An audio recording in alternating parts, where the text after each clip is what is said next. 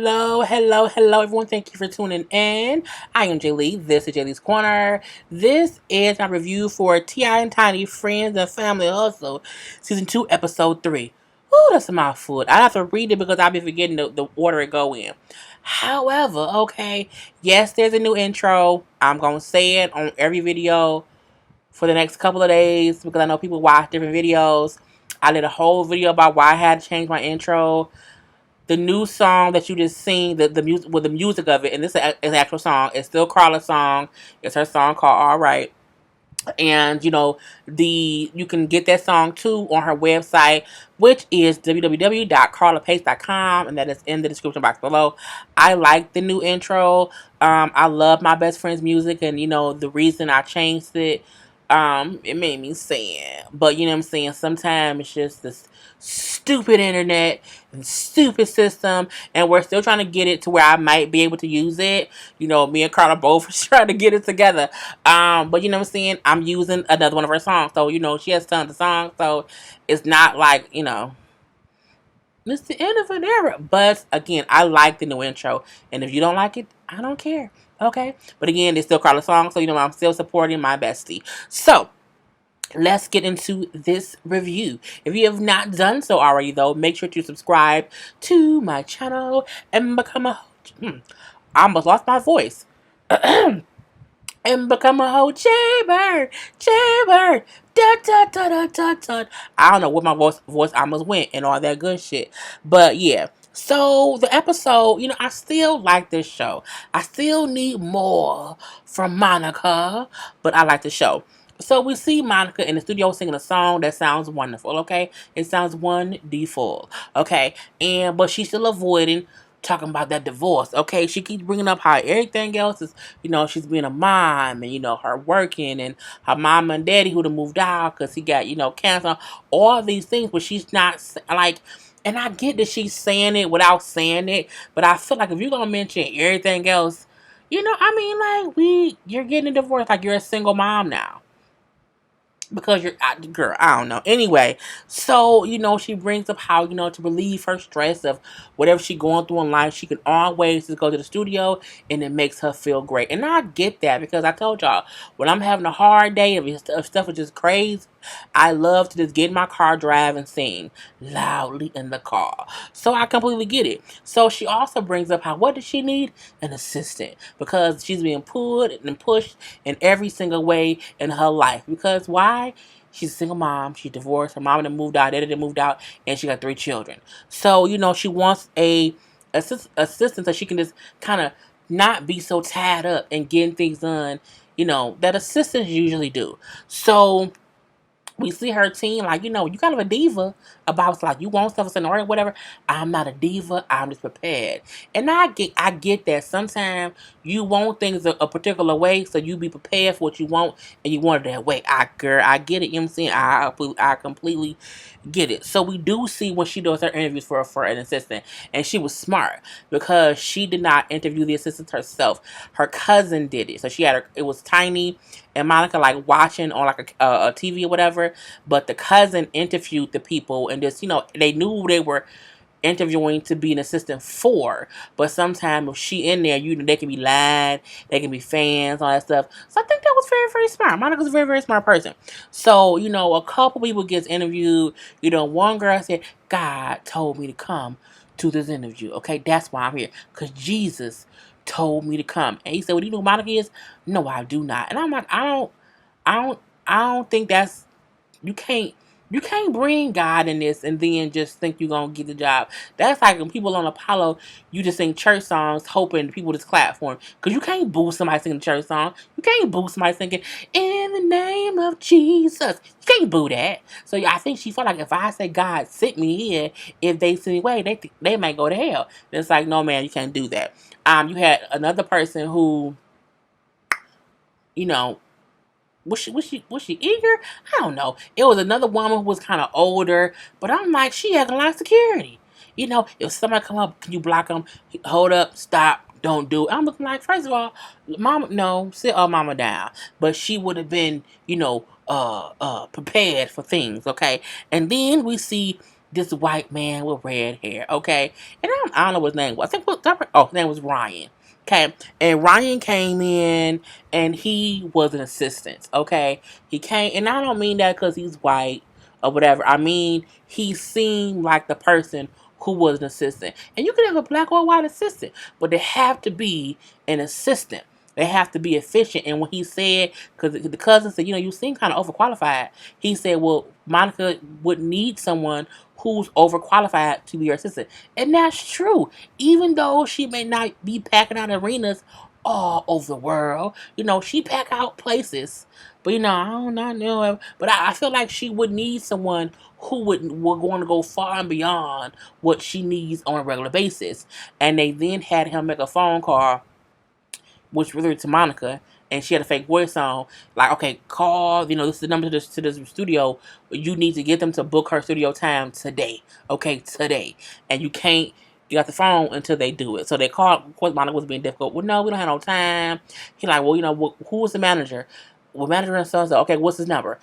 And I'm like, that's an assistant. You call with a mission, and you don't deviate from that mission because you know what your person needs.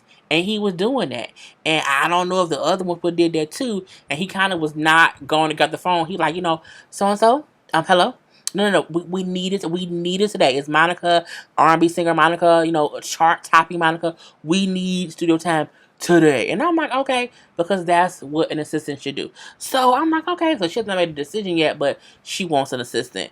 Toya. Toya is all about her weight loss since she had Rain. Her boyfriend Red been on that whole tip or whatever. So she been trying different things with a little cryo freezing body thing, and now they want like a surfing type class where they were doing exercising on surfboards. So it was Toya, Latoya, and Monietta. Now Monietta, whatever her name is Neo's baby mama. Okay, this the first one, not the wife he with now, but the girl he was engaged to and broke up with.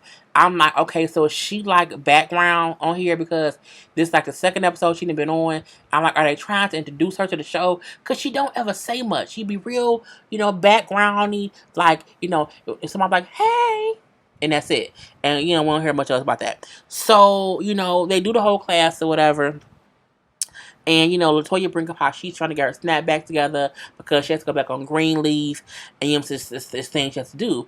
And both Toya and Monietta, whatever her name is, say, girl, don't you worry about no snapback. Like, do it at your own leisure. And I think that is what moms should realize. Like, everyone don't snap back in a couple days or a couple weeks. Some people, it do take them longer, okay? And that's okay because birthing a human being is your whole body changes, okay? So we see that. So we do see Latoya bring up how she's going to the photo shoot for the baby and how it's going to be awkward because her daddy there who she don't really, like, they not beefing, but, he ain't been around too much her whole life. And, I'm saying, she's trying to reacclimate him to her life.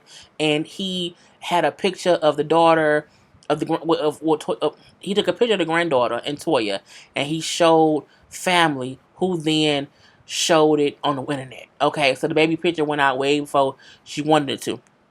So she's still mad about that because the picture leaked online. So it's like that's gonna be awkward because he gonna be there. And, I'm kind of mad at him about that a little bit. And plus, him and my mama are alone, and mama gonna be there too. I'm my girls, whole bunch. So we then see Toya bring up her and her sister Beatty not that close. I'm seeing how they are also awkward with each other because they were raised separately. She brings up how she felt bad because she realized she actually did forget to send the sister the actual invitation for Rain's birthday party, and that's why her sister was upset.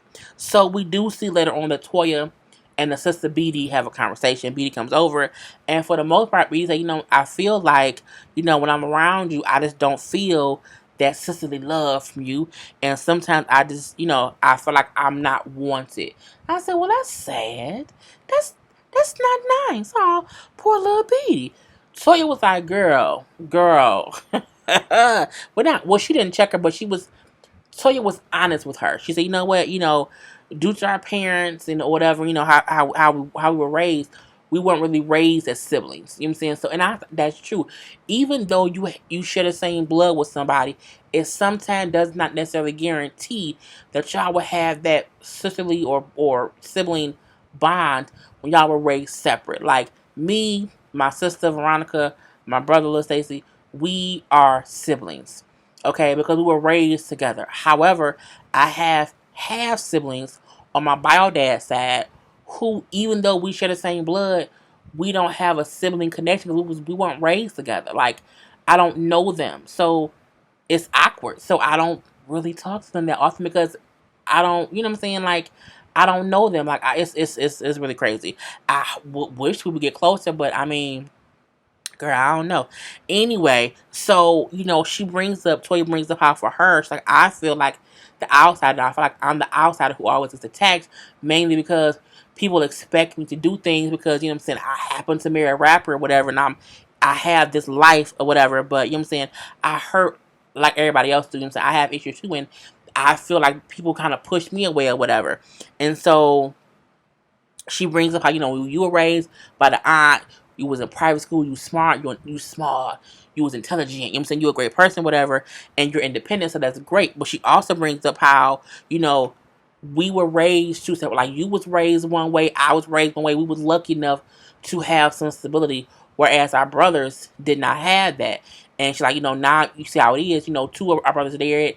Two of our brothers are dead, and two of them are in jail. You know what I'm saying? She's like, and I don't want me and you to be separate because you know what I'm saying, we all we got. And I was like, damn.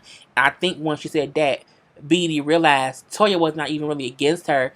Her thing was we was raised separately, and I like how she also brought up how we both have to own the parts we play. She said, you Moody, you stand office just like me, so it's not just like, oh, I feel this way because of you. No, we all play a part in this, and they end up laughing and saying how they going to get close or whatever, and they gonna spend more time together. So that was Toya's whole thing. I mean, I do think that sometimes how things go when you were not raised with your siblings. Some people aren't raised with their siblings, and when they meet up, they click instantly. Some don't. You know what I'm saying? It's sometimes one way or the other. So we see Tiny, and we know I'm waiting for this. But well, no, I won't. Tiny wants to do some solo music. People keep asking her for solo music because Tiny has an amazing voice. She really, really does. So she's at home trying on some wigs because she wants to have like an alter ego type thing with her single stuff if she do solo music. So y'all come in like, what you doing? What's going on there? And it's like, oh, I'm trying on different wigs, whatever, because I'm gonna try to do some music, as a writer. So Ryder is her alter ego in the bedroom. And she's like, wait, what? Like, I thought Ryder was for me. And what he was saying was, like, what is this, T.I. versus T.I.P.? And I was like, well, sort of, kind of. But he's like, I get what he meant about how he did not want her to do that.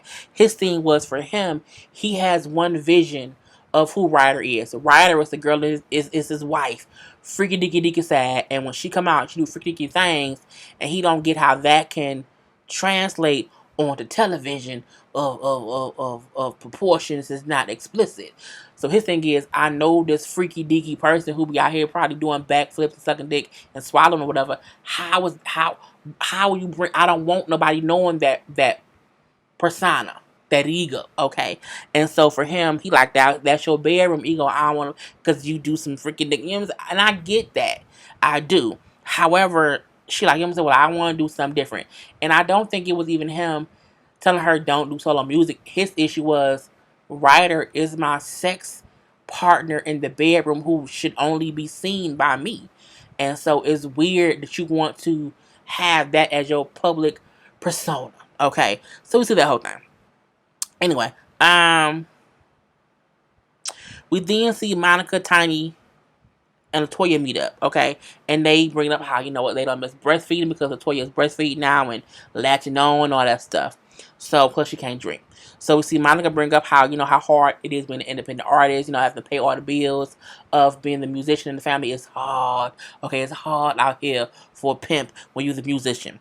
Anyway, Tiny bring up how people keep asking her about solo music or whatever, and how she wants to do it as a writer. So she's like, I want to have an event, like a burlesque type show, and I'll let people come and they can hear this song I have, and see how they like it. You know what I'm saying? As writer, not as Tiny, not as Tamika Harris. So I'm like, okay. So we then see she has Latoya come to the studio and hear the song, and we see little Eris, who is so adorably, she's an adorable little girl. Okay, so they listen to the song. And it was a nice song. It really, really, really was. And then she's like, I'm surprised.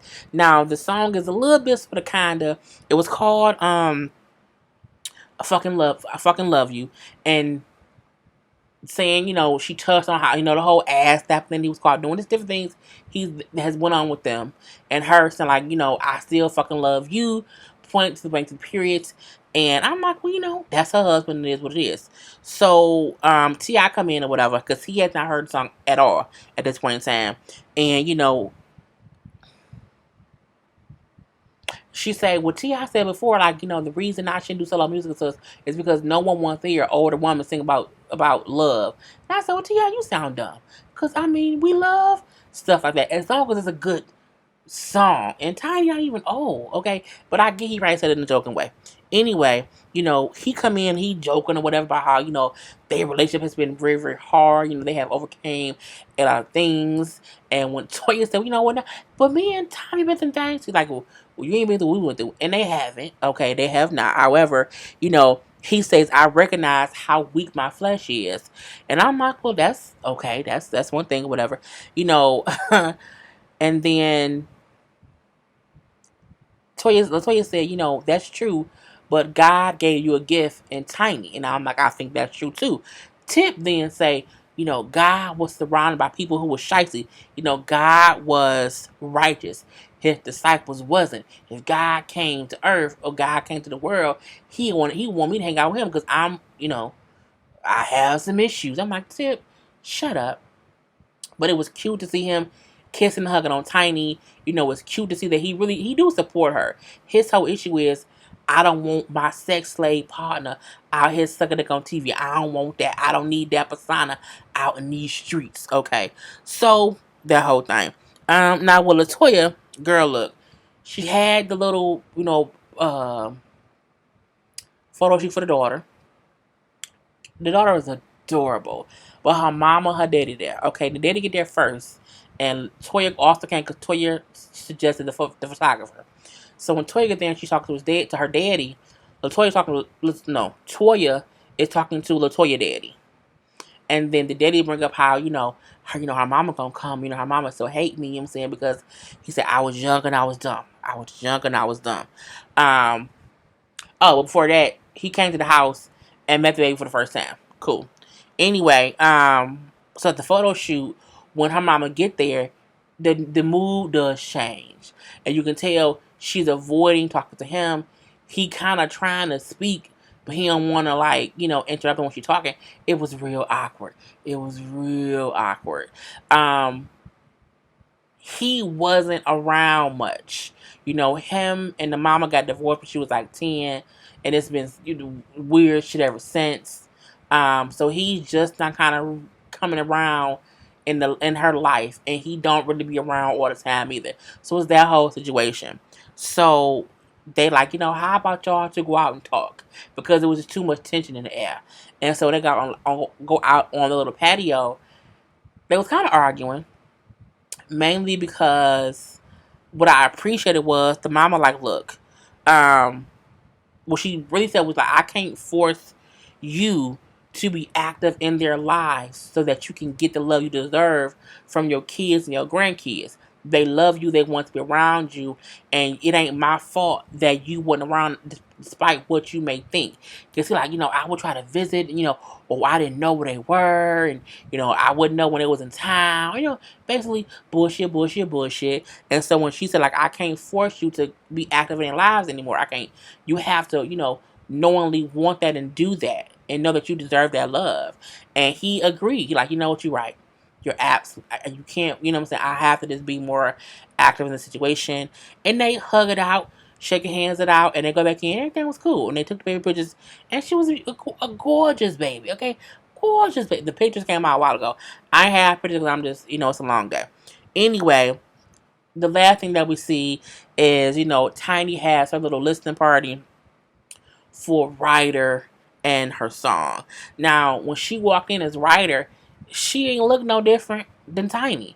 And you then realize Ryder is less about what she looked like and more of just her vibe change. It's like she's just more, you know, she got more oomph. You know what I'm saying? She got more swag. Okay, it's a different vibe, and like it wasn't a difference to me, if you ask me. We do find out that Toya nickname is Mocha. Because when she danced, I guess she shake it up. I'm not sure. Monica nickname, she said, my nickname is just called Bands. Okay, it's rubber bands because I stretch it out, and I got these long legs that stretch far. And I was like, okay, Monica, okay, girl, we see what you mean. Anyway, they hear her song, and it's a great song. She had burlesque dancers dancing while they were listening to it, and it's a cool song. Okay, we will see what's gonna be out, or whatever. So we then see, she leave or whatever. T.I. pick her up in the car. He tell her how proud he is of her and that regardless of anything, she will always be successful in whatever she do. And, he supports her wholeheartedly. And then we see he say how, no matter how good things are going, nothing can prepare you when things go wrong or when things happen. And it say, like 1 week later was when Precious got into the car accident. And then it's like, after that, she passed away, and it showed like the message from people. It was just, it tugged at my heartstrings. You know what I'm saying? I almost shed some tears, but I was a G. I didn't. So next week's episode will be like right after Precious passed away, and I'm like, damn, like we just have to keep praying for them, because it's hard to lose people. And you see T.I. say how, for him, he just tried not to focus on his pain because other people around him are hurting. And I'm like, that sounds painful. To me, that means that man's so hurt he can't even focus on himself because I feel like it probably hurt him too much to, deal with his stuff. So I can't wait for next week's episode to just give love and light to Precious, because they're going to show her memorial service and everything. I mean, make she rest in peace. It was a very, very, she got into the car accident and, with T.I. sister Precious, got into a car accident, ended up having an asthma attack during the car accident, and then was in ICU and just never recovered. She was only in her fifth. I think she was in her. I can't remember how old she was. She's his older sister. So I mean, so sad. But, the episode was still a great episode anyway it goes. Anyway, y'all, I'm done. I hope y'all enjoyed. Comment below. Do not forget to subscribe. And I'm done. Peace.